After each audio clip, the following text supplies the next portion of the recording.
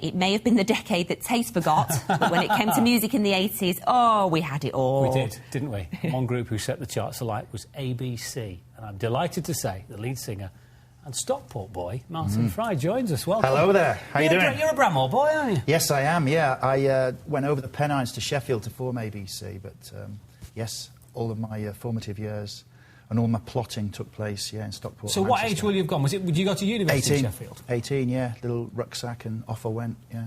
To read what at uni? English literature, way back, yeah. A long time ago, I should add. But yeah. And are you enjoying this sort of... Now, I have to get this into context firstly. Are you making a comeback, or have you been around for the whole of since the 80s till now? I kind of had a good run from 82 when we did The Lexicon of Love and Poison Arrow and The Look of Love. A good 10-year run. I kind of disappeared for a while in the 90s, but in the last kind of 8 or 9 years, I've been playing all over the world, and the kind of 80s, the era I began, I don't know, people seem to like that flamboyance, the stupidity, the high entertainment value of all those videos from way back when. And I was very fortunate coming through at a time when bands like the Pet Shop Boys and the Human League and the Duran Durans and the Spandau Ballets were all coming through. So it was a golden age of pop. Yeah, all of my iPod, and mine as well. All this kind of stuff. Great me tunes. I guess, do you call that a comeback? Yeah, it's a victory lap, isn't it? You know. So are you enjoying the having a revival of Spandau Ballet, of Duran Duran? From where I'm coming from, it's a great privilege to stand on a stage and look out into an audience and sing All of My Heart or When Smokey Sings our songs. Oh.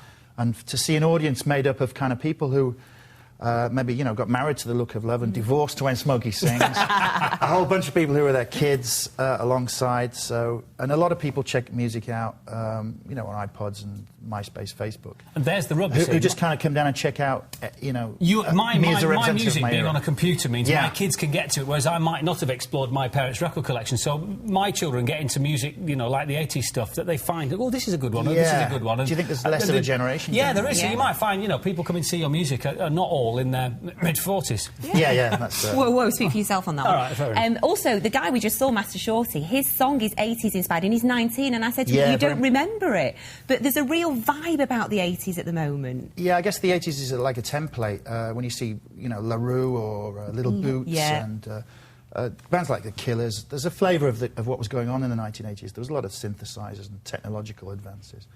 But there was a kind of spirit of...